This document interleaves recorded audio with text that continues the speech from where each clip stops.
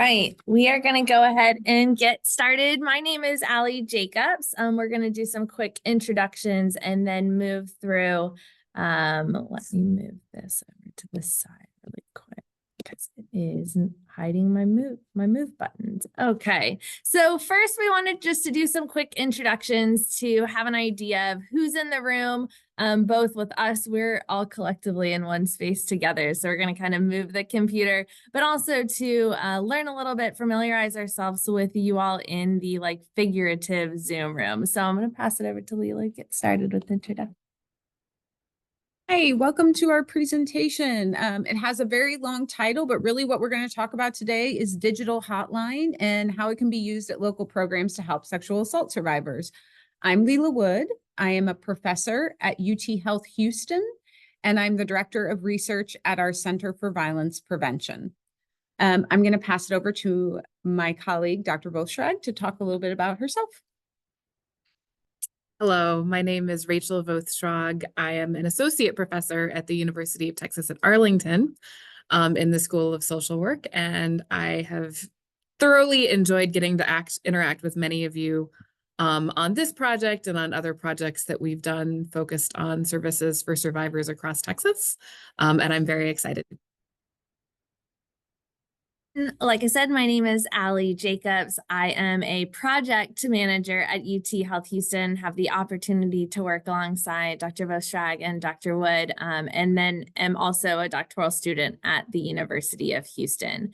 So to get us started to have some interaction and get to know you all as well, we are going to be utilizing a Menti. So this is a QR code that will allow you to sign in, or if you were on your computer, if you want to just type in menti.com, it'll ask you for a code to join into the presentation, and you can use this code available. So I'm going to give you guys just a second, folks, a second to get connected to that.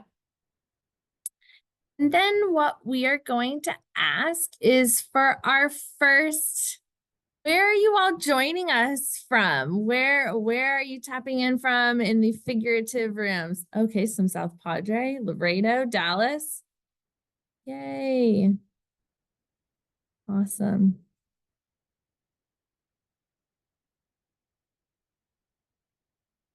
Very cool. So all over, we've got the map. We've got the map covered. Our next question is going to be, what type of role are you in? This advocate, hotline, counselor, all of these important roles that you all occupy supporting survivors.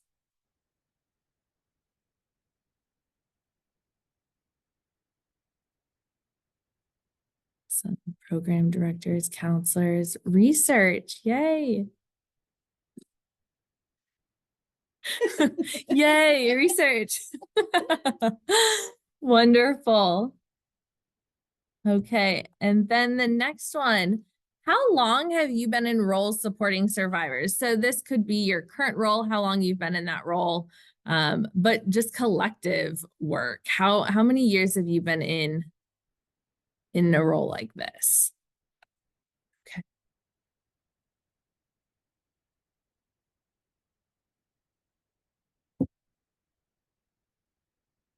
Got some tenured people in the room with us. Love that. Okay. So stay connected to your Menti. We're going to be kind of throughout the presentation being able to tap back into this to hear from you all and your thoughts. The choice to use this, right? We're talking about digital hotlines, texting answers, chatting answers is going to be a lot different than just responding verbally. So an opportunity to practice some of the things that we're going to be talking about today. In regards to just an idea of what we're going to move through with material. So first, we're going to go through some overview and background, just information to talk about what is a digital hotline, who's utilizing digital hotlines. We're going to talk about goals and expectations. So when an individual reaches out utilizing this platform, what are their needs? What are their goals? What are they hoping to receive? This is a newer platform, so we want to talk about enhancing these experiences for survivors, and then also expanding access before we move into some question and answer opportunities. The chat is active, live, going, so please feel free to questions come up in there. We will work to respond as we're navigating the presentation, but also we'll have some time to come off mute and speak and talk and engage in that way during the question and answer. Okay. So the first piece is an overview and background. Again, what is a digital hotline and who is utilizing it? So one of the things, it's so important to center and acknowledge that hotline support is a 24/7 service that is available and has long been a cornerstone and the main access point for a lot of individuals to get connected to support and receive the amazing support that our hotline advocates are providing. Utilizing this advocacy model, survivors receive a plethora of services and support through this venue. Traditionally, this has been the main access point, and it is widely used. So in regards to domestic violence hotlines, there's nearly 500,000 calls, chats, and texts answered by the National Domestic Violence Hotline just in 2022 alone. 27,000 contacts are made to the National Sexual Assault Hotline each month, and there are over 16,000 contacts that are received yearly on the National Human Trafficking Hotline. So we are talking large numbers, lots of interactions, lots of individuals reaching out for support this way. During the COVID-19 pandemic, the pandemic that turned the world upside down allowed for a lot of opportunity for creativity and expansion and really meeting the needs for survivors in a variety of different ways. And what we saw that digital hotlines, so chat and text, expanded rapidly during that time. And there's about 4 to 8 programs in Texas utilizing this platform. But still, there's not a whole lot known about the experiences and how these services are being received by survivors. So this list is not an end-all be-all list, but these are some of the common things that we saw both from some of our transcript data that we collected and survey data of just some of the needs that survivors of sexual violence expressed as kind of the reason for reaching out for support. So one of them is going to be defining the incident and receiving validation.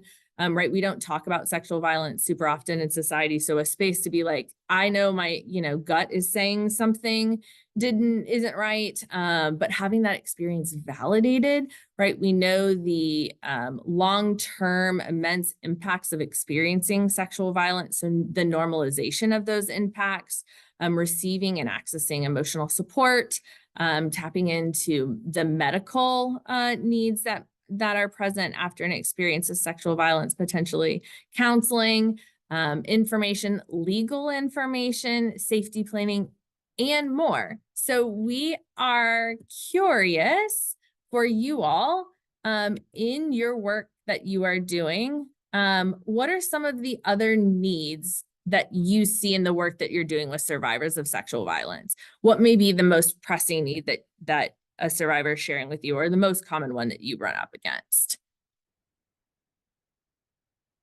Yeah. Medical information. Okay. Financial assistance. Yep. That definitely wasn't on their list. Reporting assistance. Yes, tapping into that. Counseling. Better access to SANE nurses. Yeah, that's kind of a process that we've got embedded deeply. Therapy, legal, questing group support, CBC assistance. Awesome. Awesome. Okay. All right. Okay, so while there's a lot of information about national hotlines like the National Sexual Violence Hotline, there is not as much information about digital hotline by local programs. So we've spent the last 7 years studying local programs in Texas and their use of digital hotlines. And our study is called Evaluation of Technology-Based Advocacy, or ETA, and it's funded by the National Institute of Justice and the Office of Victims of Crime. So this study started pre-COVID, and then COVID happened in the middle of it, and a lot of people added digital hotlines, so we really learned a lot. So some of the data that we referenced today is from different phases of this study. And just to give you kind of a sense of what we've done, we have focused our work with 2 local agencies that are rather large agencies in Texas that provide digital hotline. And when we say digital hotline, we mean that providing hotline either via chat, computer chat, which you can do on a smartphone or a computer, or via text, SMS messaging. So we have interviewed a lot of hotline advocates. We did some initial survey work with folks after a chat or text interaction. And we're currently wrapping up data collection on a longitudinal study where we've been following folks from their first digital hotline experience and surveyed them 4 times over 6 months to understand how that service impacted their lives. And we've done many interviews with survivors who have used a digital hotline. And one of the other things that we've done, and this is going to come up later in the presentation, is we've looked at a lot of de-identified transcripts of chat and text hotline interactions.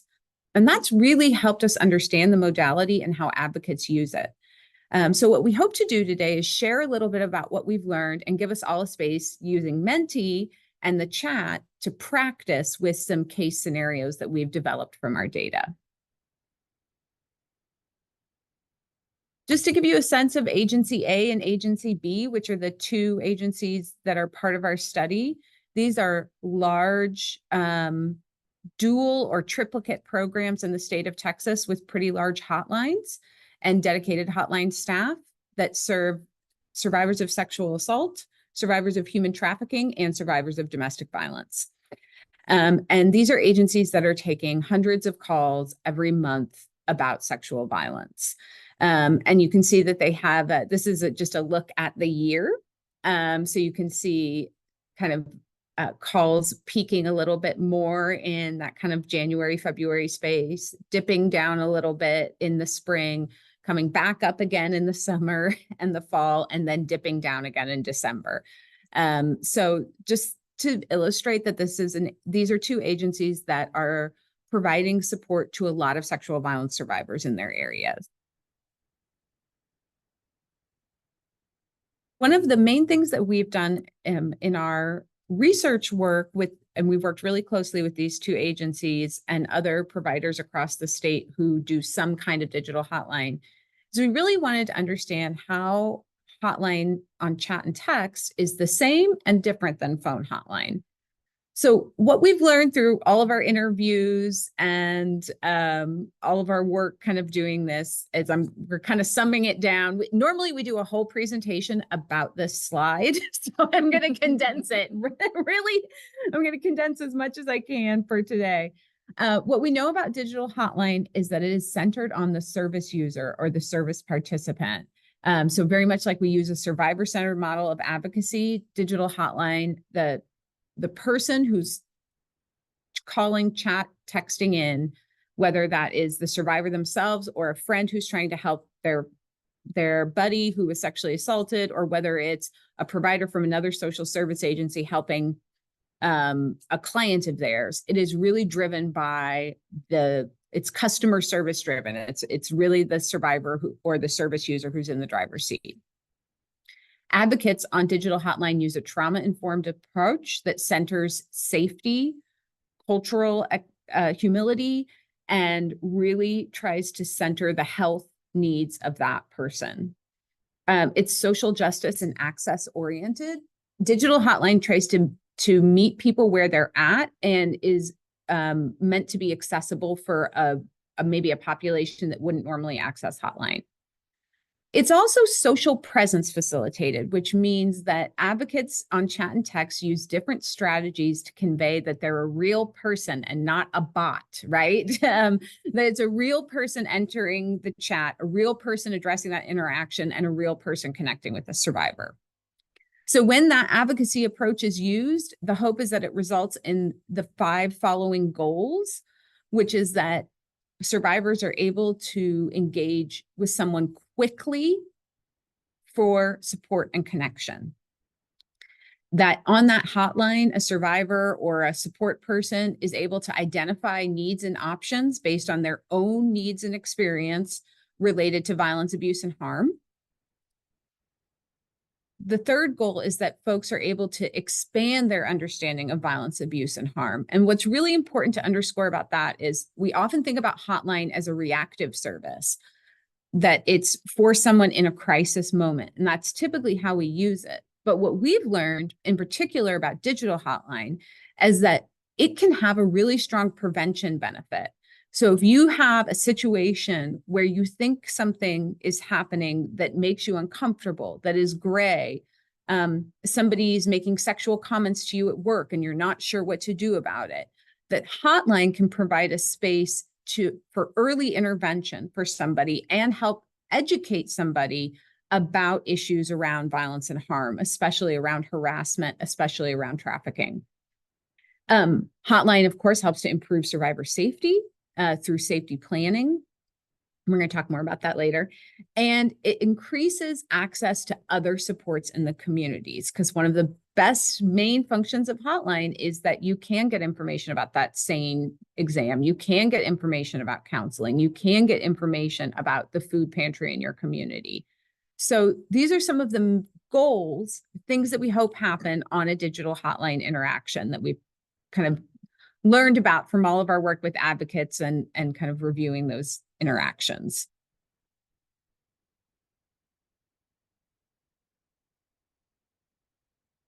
So now we want to ask you, so back to the Menti, if you don't work on Hotline or haven't ever worked on Hotline, think about a time when you were working with a survivor in kind of a quick interaction, a time-limited interaction. So thinking about maybe medical accompaniment. Maybe you are working with somebody in kind of a intake situation. What are some of your goals when you're working with a sexual assault survivor? And it's going to be kind of a quick format, right? You might have 20, 30 minutes with that person. What do you hope happens in that interaction? And we're going to go back to our mentees.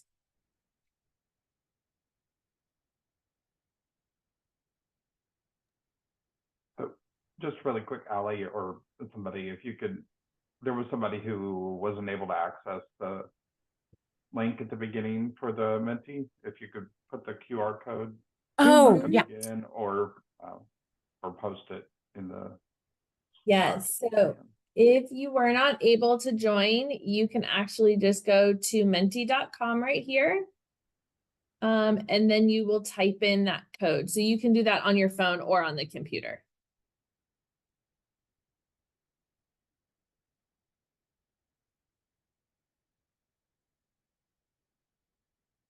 Yeah, so I see here a lot about kind of establishing connection and helping somebody feel seen. And that's one of the really profound things that can happen on digital Hotline when you're able to connect with somebody quickly. You can be responsive to them and you can build that connection. I'm also seeing a lot about providing resources, getting them resources that they need, making sure that they have information, right? Because it's confusing after sexual violence about reporting, about medical exams, when you can access services. I'm seeing the word validation a couple different times, which I love. And that's something that we see in our Hotline transcript, part of our study all the time, which is somebody sorting out something, or maybe there's a little bit of self-blame, or maybe there's some shame, and that Hotline advocate is able to respond to that person and not only validate that that was a tough, hard experience, but help reduce feelings of shame and blame by really recentering the survivor's agency and whose fault that sexual violence was. Oh, gain confidence. And then I love this comment here, established as a trusted resource. Mm. That's right. On Hotline, it's a quick interaction. So part of what we're doing is just letting that survivor, that other support person know that this is a trusted, safe resource, that this is something the survivor can return to with more questions later, and that you're not a bot, that you're a real person, and that they're going to get a real person, whether they're on phone or text, that's really going to respond to their individual situation and not just give canned responses. Great. So we're going to transition back to Allie now. And what she's going to do is talk through a little bit of our data about who uses chat and text hotline in Texas and what some of their experiences are, so we can have a better sense of who's preferring this modality. Okay, so this data is going to be from our longitudinal study, right? We are engaging and interacting with over 300 individuals over a period of time. This data that we're showing right now is from this baseline survey and is about half of the individuals. So it is an idea of who is utilizing digital hotlines in the state of Texas at these two large agencies. So we've got bolded just some key demographics just to have an idea. Right. Most of the individuals who are accessing the support are female identified individuals, 92%. Most of those individuals, 32% self-identified their race and ethnicity as Hispanic, Latina, with others being white or Caucasian, non-Hispanic. So some demographic information mimics a lot of what we also see in other hotline data. In regards to some additional details, we are seeing that most of the individuals engaging in use on these digital hotlines are in heteronormative relationships, but at the current time that they were reaching out on chat and text identified as being single. Most of these female identified individuals are with either high school degree, GED, or some college or vocational training. When we look at the economic piece, some questions, we are seeing a large number of the individuals are employed, working 40 hours or more a week, or are not currently employed, but are in the process of looking for work and securing that employment. Interestingly, when we ask about monthly income from all sources, not just from work, but any sources that may be coming in financially, a majority of the individuals did share that there was less than $500. So when we think about kind of these like systems of oppression, we can see that there is need for support. So most of the individuals despite working, were still not maybe receiving a fully livable wage in any way.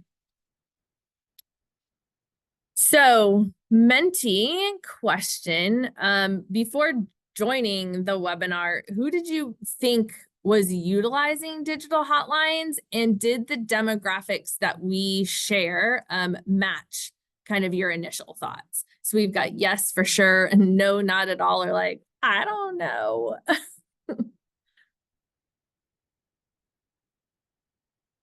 Okay.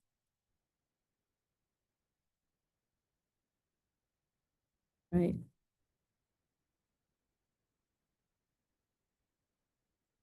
I'll share my own like thoughts just moving into this space. Had anticipated younger age individuals, young adults being this like a preferred, way of reaching out for support. I feel like all the kids, youth I know are on their phones, but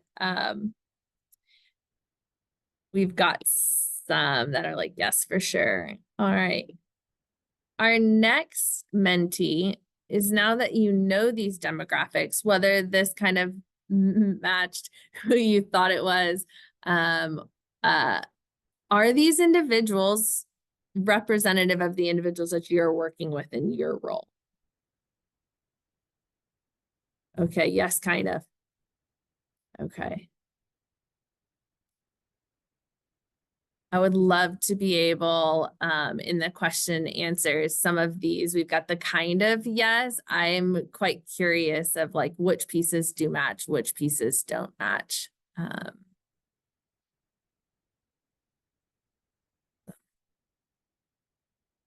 Lots of kind of yes, in some ways, kind of yes.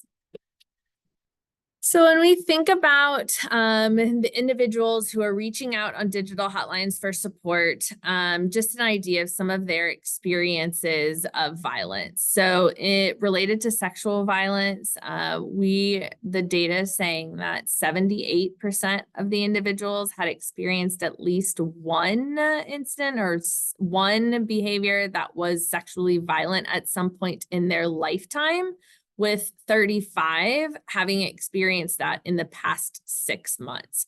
So a lot of the individuals who are reaching out are experiencing like that need for support relatively close to the time of the incident.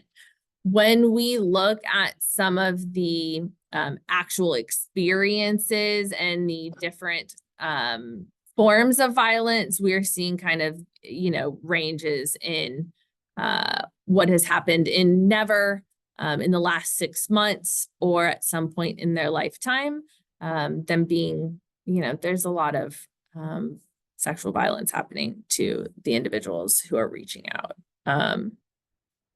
We've got in some of the, again, just some additional, most of the individuals who are choosing to perpetrate violence are identified as male, and with a large number of those individuals being current romantic partner, spouse, hookup, or a former individual. So again, recentering that most of the individuals do have some degree of relationship, with relationship defined quite broadly with an individual that is choosing violence against them. In regards to experiences of domestic violence, the individuals who reached out, 91% of them had experienced one incident of domestic violence at some point in their lifetime, with 72% of those that experience was in the past 6 months. And then in relation to experiences of human trafficking, 41% had experienced at least one experience of human trafficking at some point in their life, with 12 having been in the past 6 months. So when we start looking at experiences of violence, these are some of the questions. Sorry, I forgot about the slide of just some of the different forms of human trafficking. Again, no, this has never happened to me. Yes, this has happened to me in the last 6 months. And yes, this has happened to me in my lifetime. When we start thinking about experiences of violence, one of the things that was the data brought to our attention is the experience of polyvictimization and the overlapping of different forms of violence. So what we're seeing here is that the overlap in both experiences of intimate partner violence and trafficking, intimate partner violence and sexual violence and trafficking, and then the compounded kind of trio of all of them. So we are seeing some pretty large numbers of overlap in that polyvictimization. So this speaks about how survivors are coming in not just with always one experience of violence, but these compounded levels of violence that, just exacerbate kind of the needs that an individual experience, but also the degree of support that they are deserving of. So thinking about the polyvictimization, we're curious in your work, how do you address this and handle this when you're engaging with a survivor?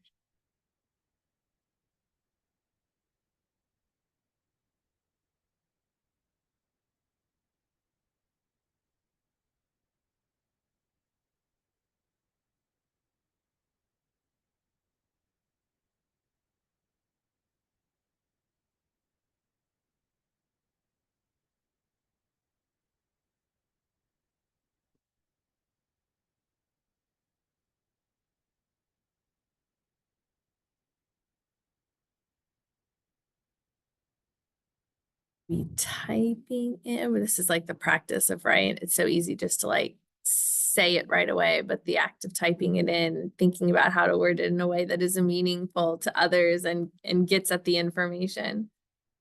Psychoeducation, validation. Oh, I love the treat the whole person. Yeah, centering that an individual is more than these experiences. Okay. Education.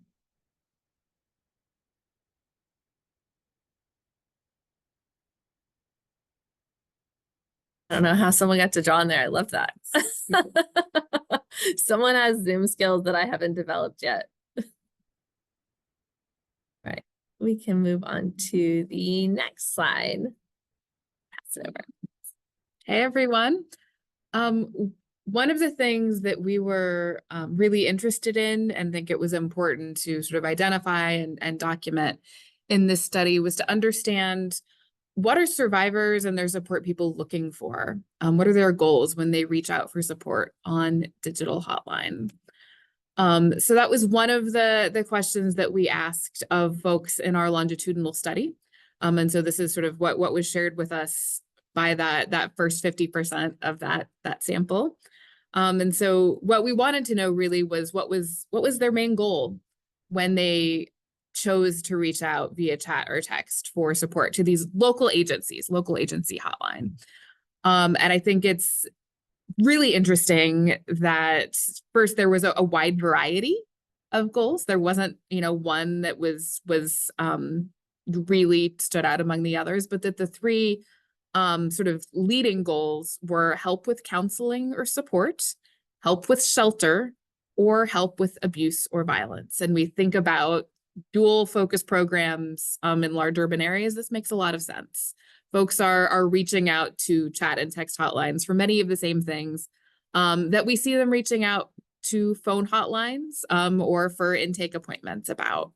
But it did really run the gamut of folks also, wanting help with safety more broadly, housing other than shelter, and legal help especially.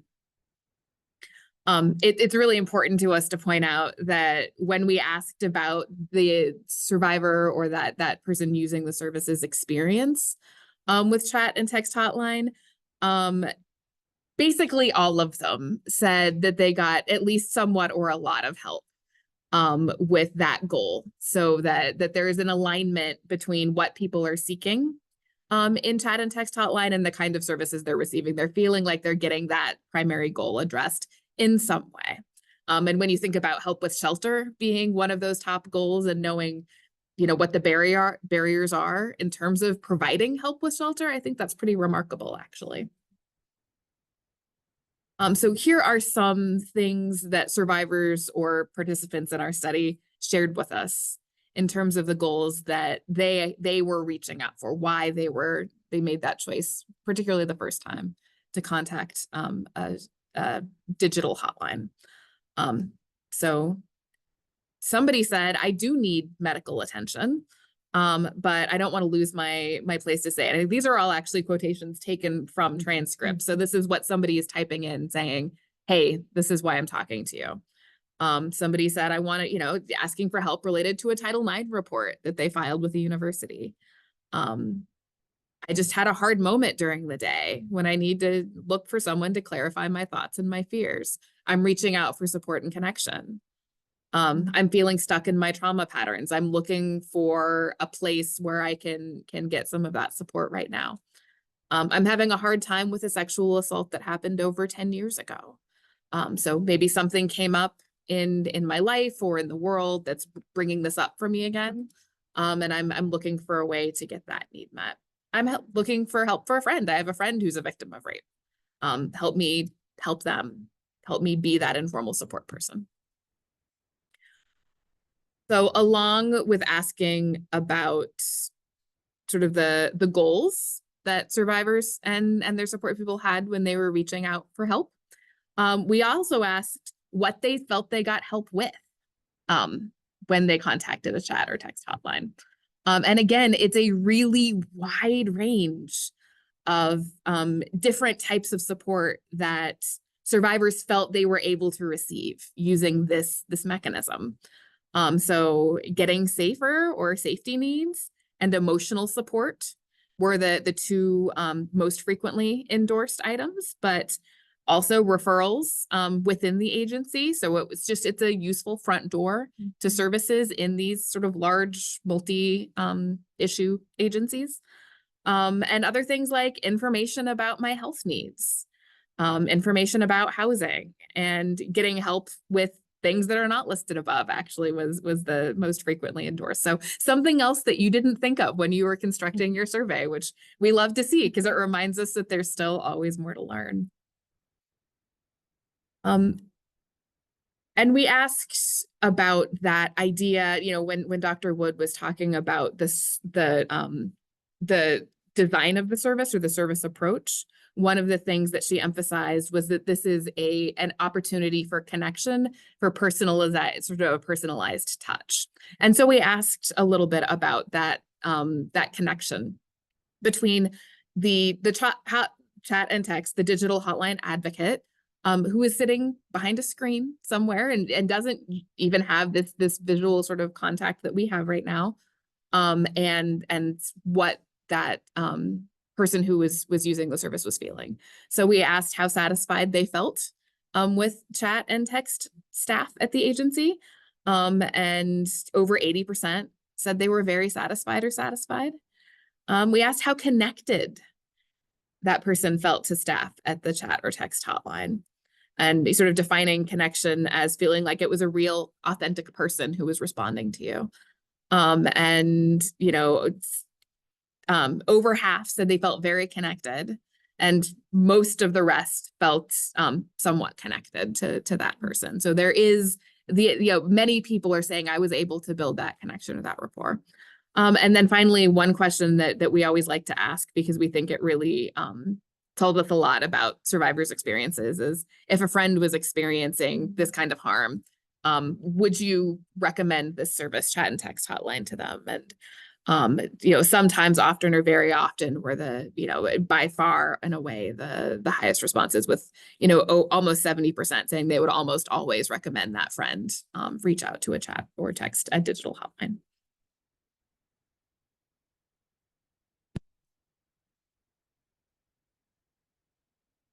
Okay, so we're going to talk a little bit about, now that you have a sense of who's using digital hotline in Texas, and kind of what they think about it, which is, overwhelmingly, it's a positive experience and people get a lot of their needs met.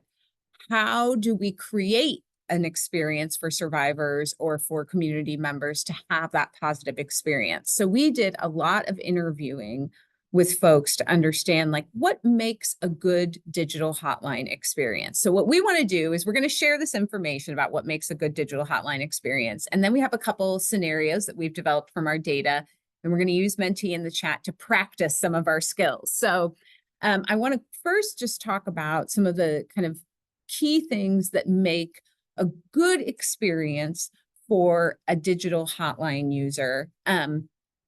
I also am going to talk about, in each of those themes, where that can kind of get complicated or be not as great of an experience. And you'll see that denoted in red font when we get there.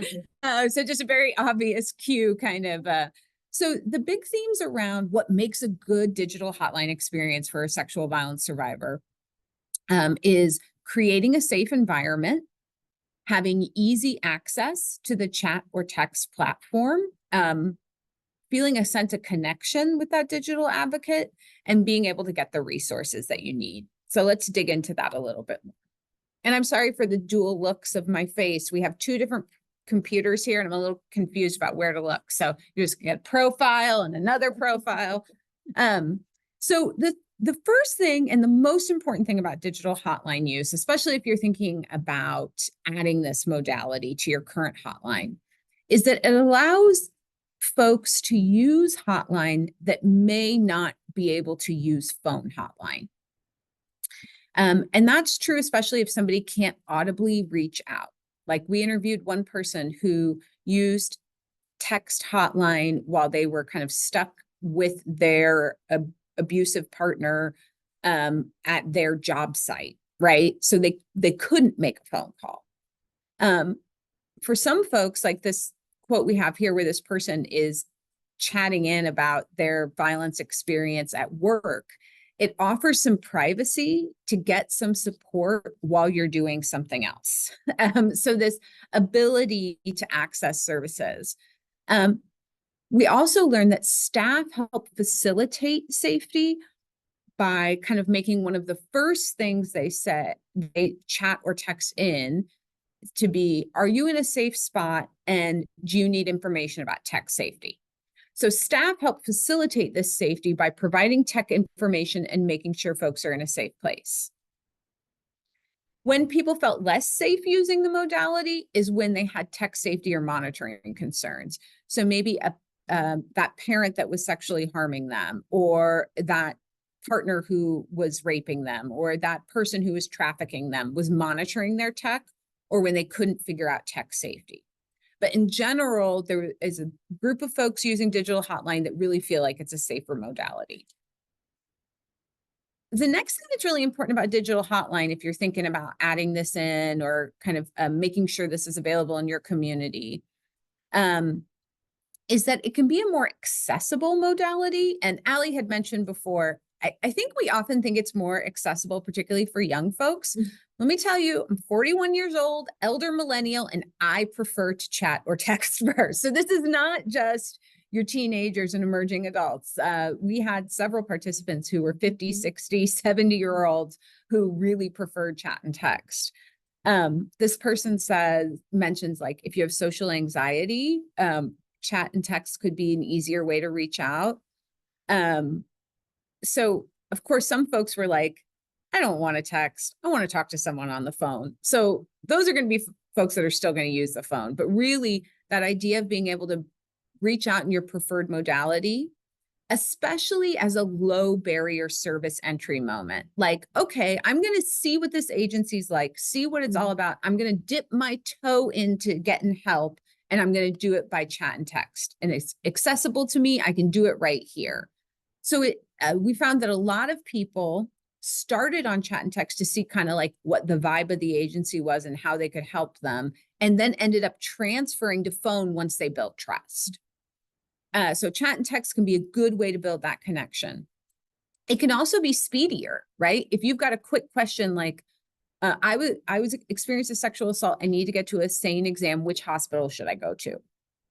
That could be something that could be achieved over chat and text, in some cases more quickly, depending on the call volume of the agency.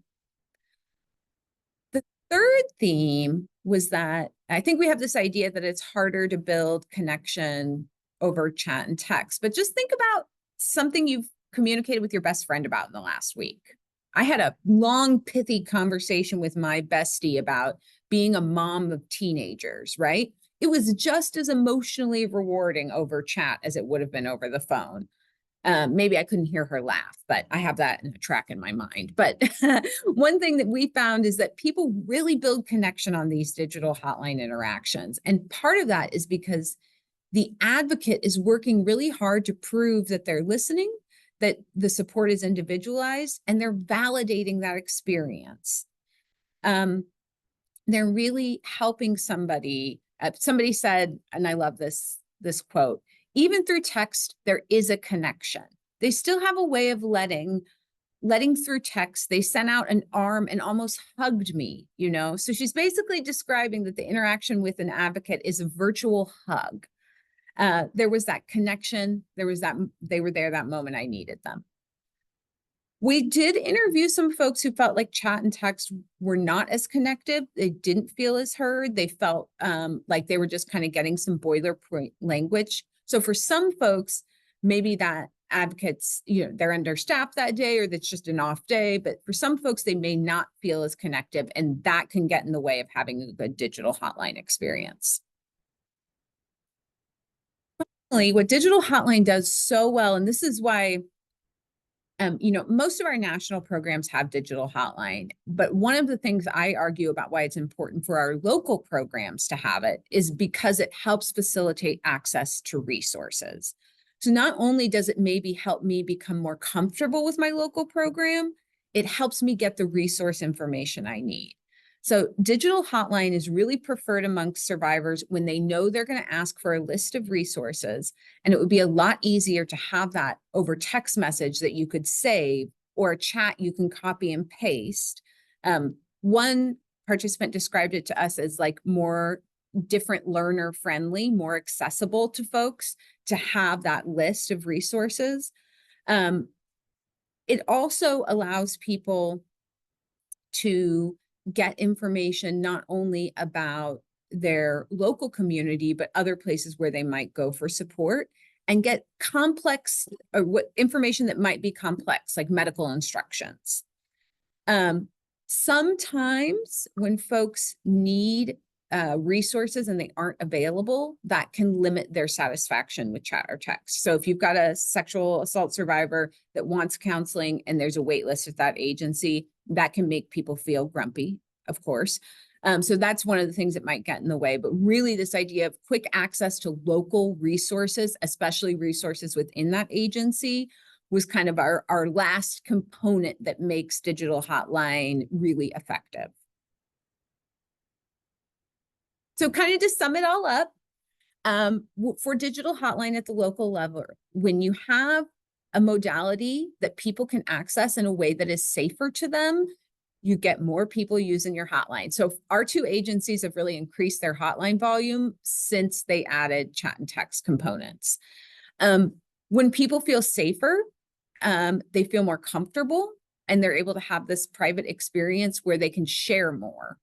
When folks share, they get the opportunity to have some validation, and that validation and that judgment reduction helps facilitate connection. And it's not just connection with the advocate, it's connection with the whole agency. It shapes how the survivor feels about the whole agency. Through that kind of sense of connection, people can articulate their needs more safely, and they get the information that they need to address their personal issues. And then they feel more satisfied with the service, and the service has a higher impact. So when we can create a really good user experience, then we're able to really increase the impact of our hotline. This means supporting advocates to do the work ahead. The hotline is hard work for advocates. We don't get to see that person after that interaction. We don't know the rest of their story. So really supporting advocates is what it takes to make this user experience happen. Practicing. Absolutely. So one of the things that we've really had the privilege to be able to do in the last 7 years in Dr. Wood's case is witness advocates doing incredible work with survivors from sort of all over the state and some nationally, even, who are chatting into these local programs. And so what we've done is take some of the situations that we see coming up frequently in the transcripts that we've reviewed, and we created some example chat or text sessions. So none of these are taken word from an individual transcript. They are conglomerations or composites of many advocate and survivor experiences. But we want to show you some of the work that is happening and help you think about how you can maybe implement this, or what skills you would want to bring to your agency or build up in yourself and your staff, thinking about doing online or digital hotline advocacy. So the first example is a survivor reaching out immediately after an experience of a sexual assault. And so, Dr. Wood highlighted the importance of making sure that it's a safe situation. So the hotline staff immediately starts with, "Thank you for contacting us. Are you in a safe place to chat?"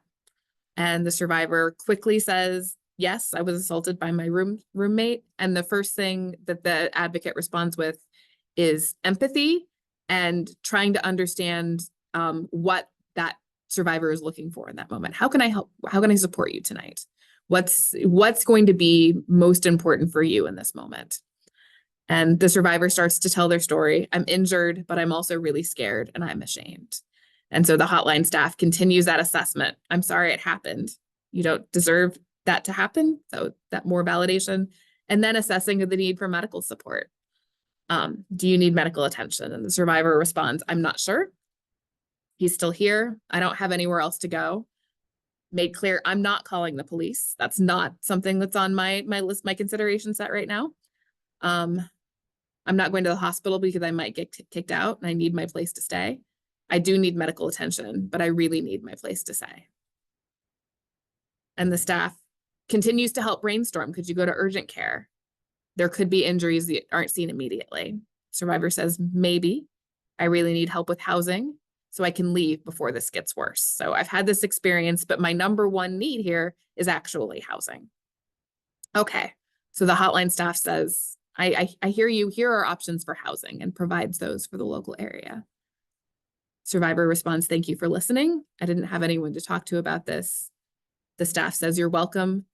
We are always here to listen. So reminding that survivor that it's not just this individual, but it's the agency. The survivor saying, they're back. I need to stop chatting. So my safety situation has changed. And the hotline staff says, okay, I hear you. So this may have been a safer way for that survivor to reach out because they were in a situation where they weren't sure when that person was coming back. They were able to seek support without speaking. So that might have been a safer option for them. So given that, that scenario, we've got some questions. If the survivor hadn't said they needed to go because their partner returned, what might you have done next as a hotline advocate? Thinking about the approach that we talked about, that it is centered on the needs that are being shared by that user, that it's focused on being trauma informed and aware of social justice issues, and that it's really social presence facilitated. It's about that connection.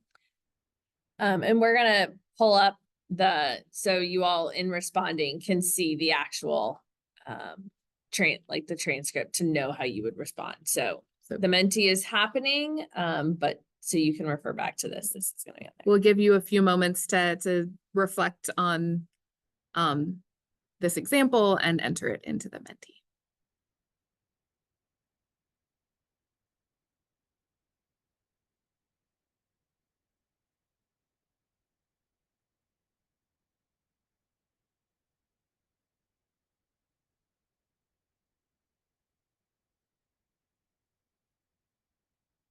So this idea, if you had this, can we go back to the other screen for a minute? If you were working with this survivor and they said, thank you for listening, I don't really have anyone to talk about this. How would you pick it up after that? What would you want to respond with? What would you want to work on next with this person? I'm going to put my idea in the Menti.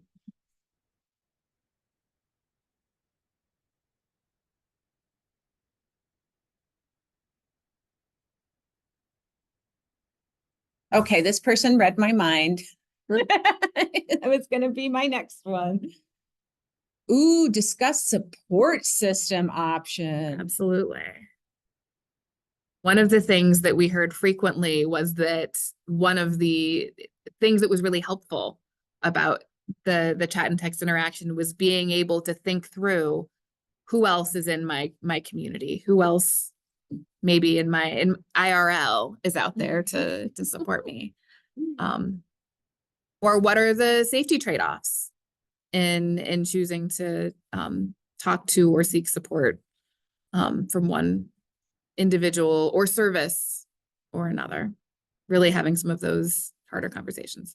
Online support resources. So recognizing that there is a community of survivors that really, lean on online support platforms and maybe assessing whether that would be something that this survivor might benefit from or feel comfortable with.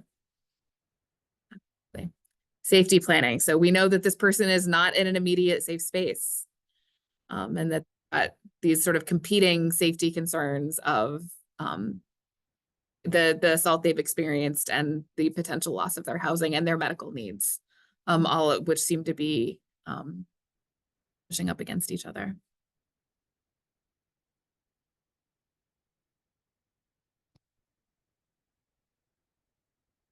Absolutely.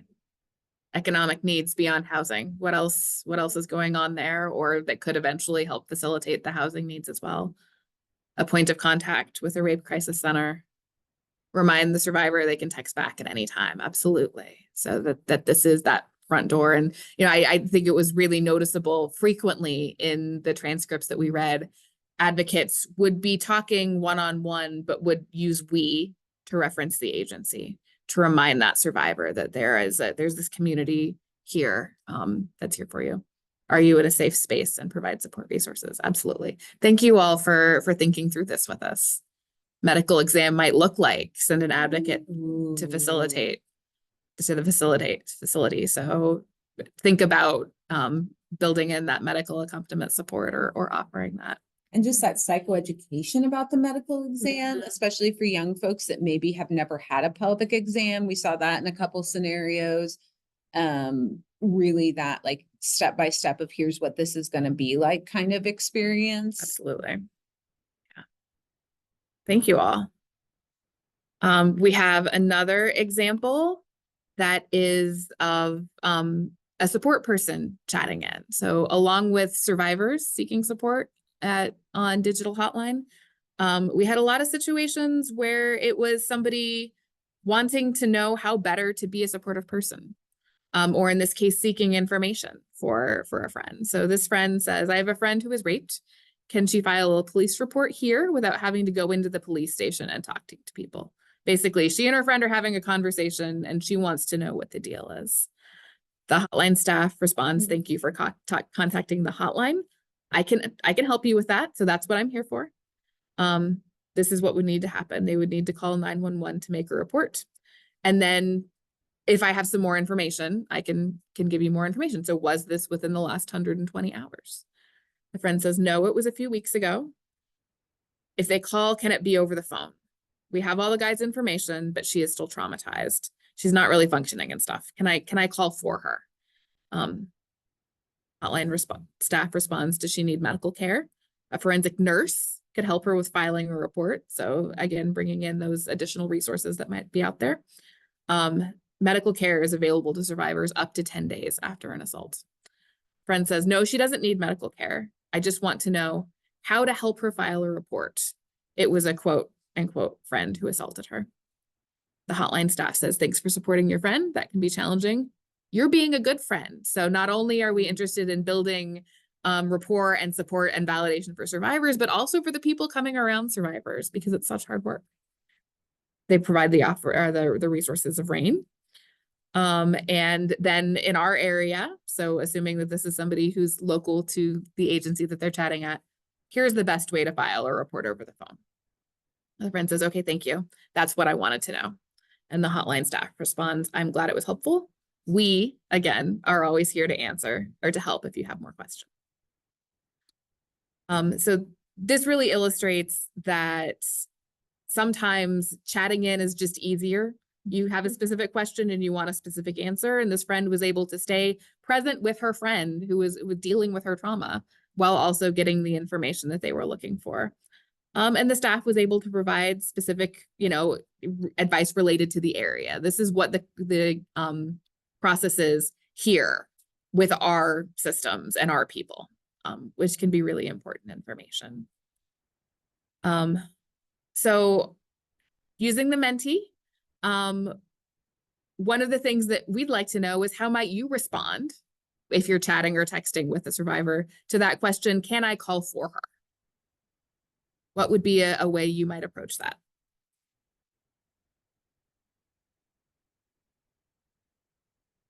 So this is like a friend or family member saying, can I call for this person? Mm-hmm. I'm going to go back just so the transcript you can see the entirety, but Menti it in. Because one of the things that we noticed in this was they didn't quite respond to that.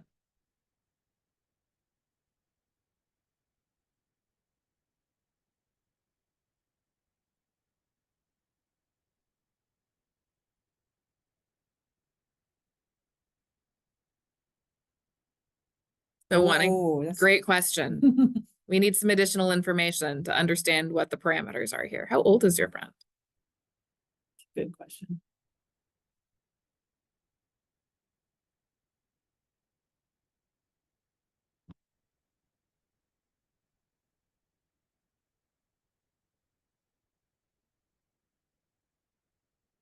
What are the barriers the survivor has to calling themselves? So tell me a little bit more about why this seems to be a question that's coming up again. The survivor has to make the call, but you can be with them. You can be supportive. Seeing that a bunch, absolutely. And then we can talk about how can you be supportive and who can support you in doing that support as well. Absolutely. Thank you all.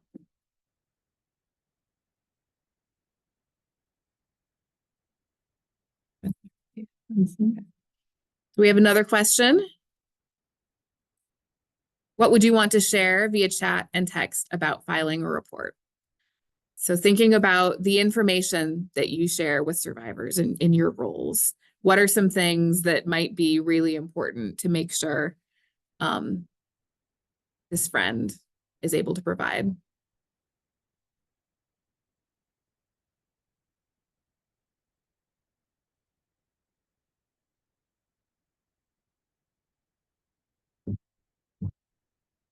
Privacy and confidentiality factors. Absolutely.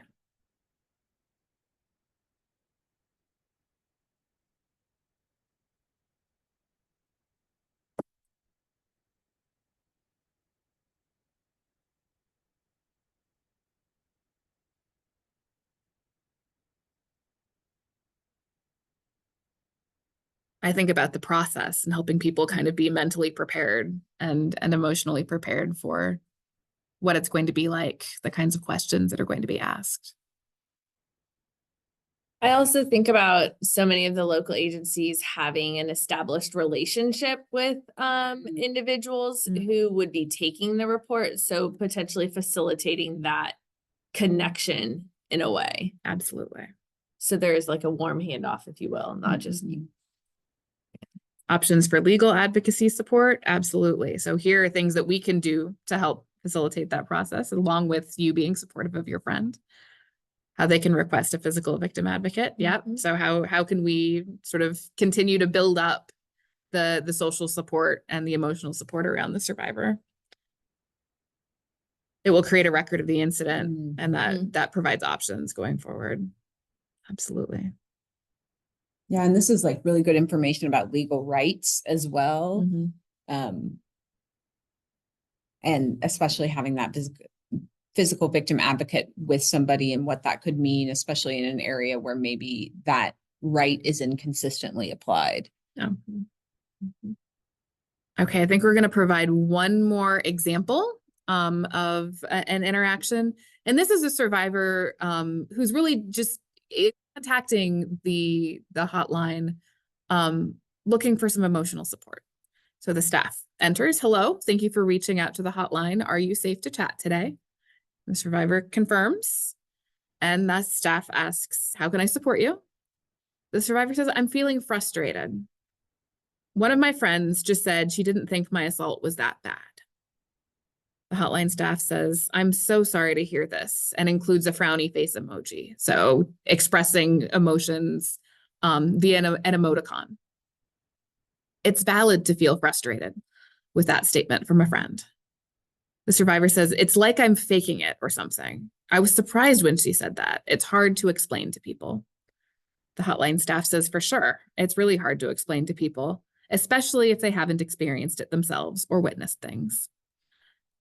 The survivor says, "Ugh, yes. I hate feeling that people think I'm pretending, you know?" The hotline staff says, "Totally. It's so frustrating for sure. It's so strange for people just to assume you're pretending. It is an extension of the abuse." So validation and sort of reflecting that feeling that the survivor is sharing. Versus "So well said."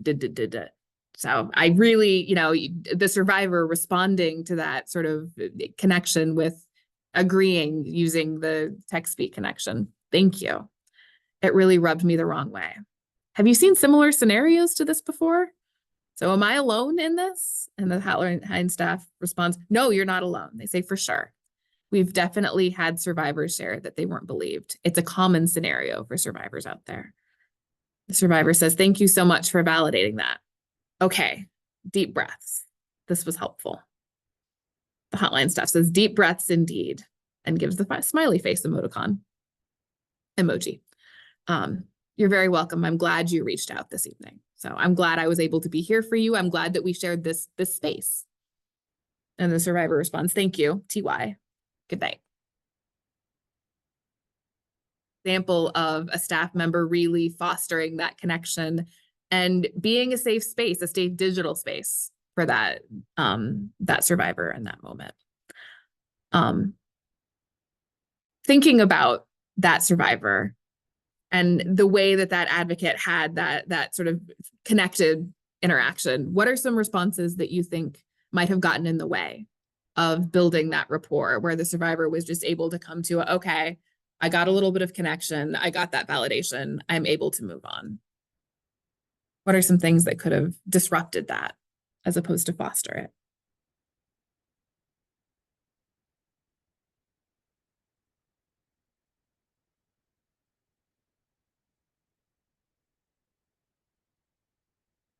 Oh, in the chat, if the advocate focused on the friend instead of the survivor.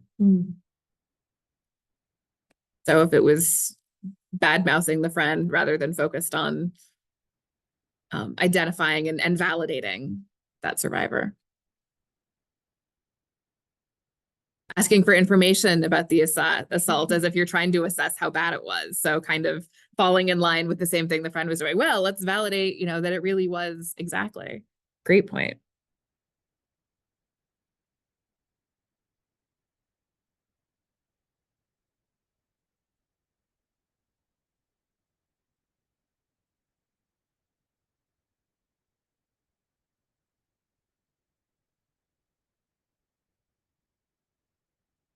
I think the other thing, like looking at this advocate's use of emoticons, if they had given really brief responses and not added that extra layer of like connection, like being a kind of a real person moment, that could have gotten in the way of that connection. Mm-hmm. If the advocate had minimized her feelings of frustration, so gone past that to something else, absolutely. That advocate was willing to kind of sit with that. Like, yeah, that's truth right now.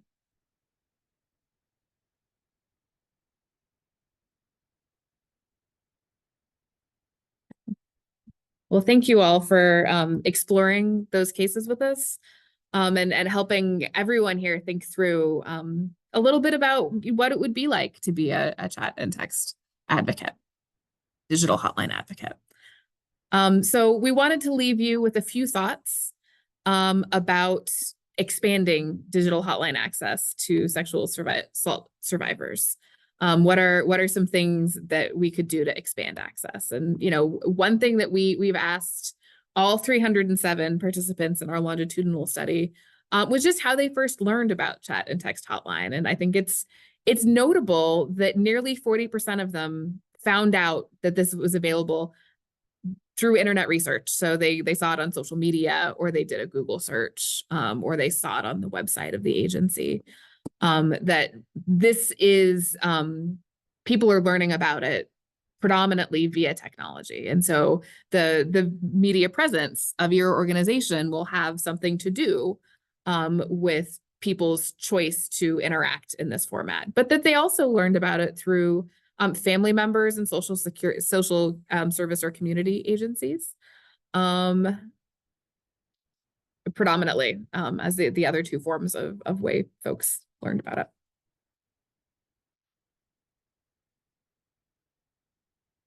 it. So we want to hear from you all. What recommendations do you have to expand digital hotline access to sexual violence survivors across Texas? And of course, survivors have, the national sexual assault hotline that they have access to, the National Human Trafficking Hotline. and the National Domestic Violence Hotline. But, you know, one of the things that I think is so unique in these transcripts and in our work is the way that by having these services housed in local agencies, it really facilitates not just that access to the resources or information, but access to connection at that agency and that building of rapport, engagement, support, and comfort with our local agencies. So somebody says more hotline staff, absolutely. So these are incredibly dedicated, high-skilled positions that folks are in when they're hotline staff. These are both agencies that have dedicated hotline staff and have large dedicated hotline staff who might be juggling more than one chat or text or call at a time because of the volume they're seeing. Support for local agencies to offer digital hotline services, absolutely. So there is a technological component in terms of what, you know, how you're going to set up the process that can be more complex for agencies than having a phone number that you call. And that's definitely something that can be a challenge to getting these off the ground.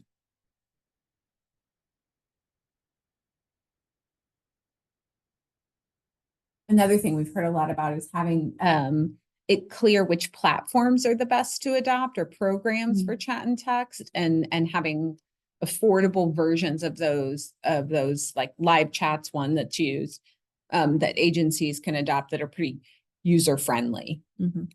Because it can be daunting to pick software. I mean, I find that daunting personally. So Absolutely. Okay. And we'll maybe, while folks are thinking about this final question, what are barriers to digital hotline expansion? What do we need to be thinking about at the state and national level, as well as within local agencies, to make the service more accessible? We also just want to leave a little bit of time at the end here for questions or conversation. So feel free to chat in using the Menti with your thoughts here. But also at this point, I think we would be very happy to talk to you a little bit about what you've heard, or respond to questions. And you know, certainly you're also very welcome to reach out to us offline or via email, at least. and I just want to mention, we have an implementation guide for agencies that are thinking about digital hotline or adding digital hotline. And my email is there. I'm going to put my email in the chat if you'd like that guide. It's 50 pages of sheer love. I'd be happy to email it to you.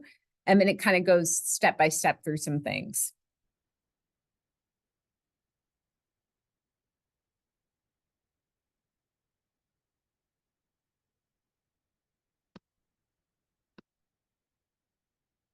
I don't know how to use that little yellow line.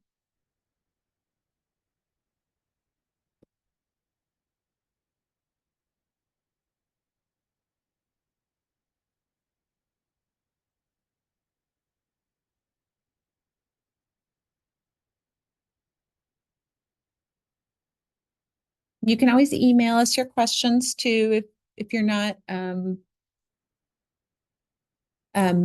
the kind of person who likes to chat in. Would love to meet with you. Thank you so much for spending this time with us. Absolutely. And I hope everybody has a great rest of conference. Yeah. Thank you all so much. We'll definitely leave the text open. We've got like a few more minutes before the workshop time is over. I'm going to post in succession here the link for the evaluation, the link for the recordings that'll be up in a few weeks, and then I'll also go ahead and post the link for and I'm not sure if y'all did or not, I apologize, if presenters sent in like materials for folks to be able to access, so you can use the same link for this or future workshops. So I'll post those all in the chat real quick here.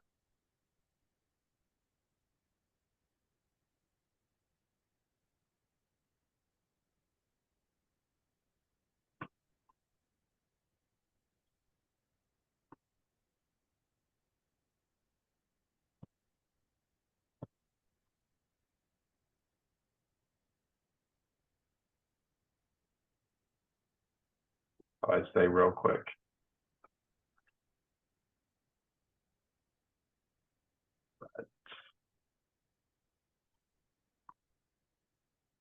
Not real quick.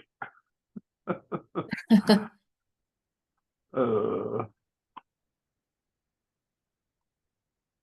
on. Sorry, all my computer is freezing up on me right now, of course. Oh, it always happens at the weirdest Yep. times. It Mhm. knows. It knows. Yeah, as well. I'll get them.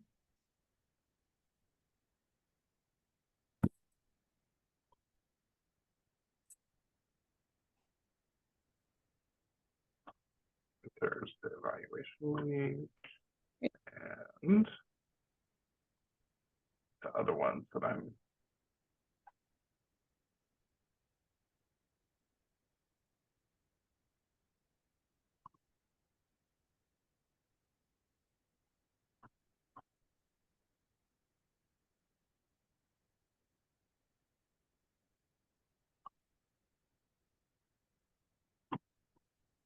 And while you letting me do it, there's the link for the recordings. And then, oh yeah, this will be the link for workshop materials that they've been provided to us.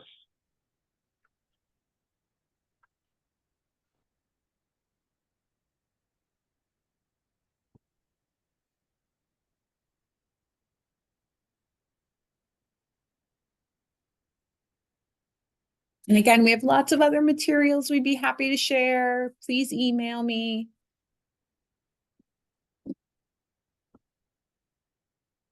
Thank you all so much. Thank you.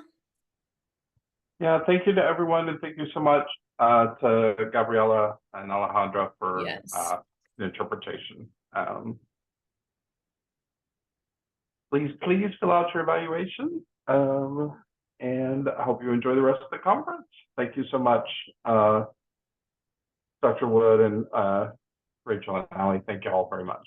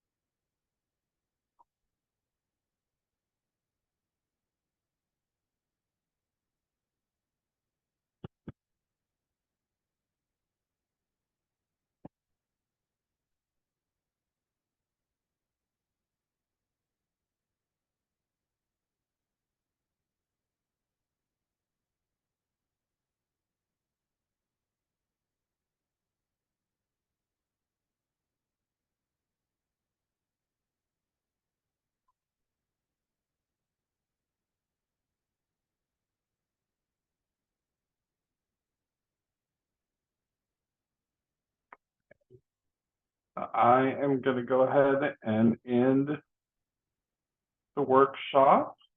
Thank you all so much. And we'll see you later on.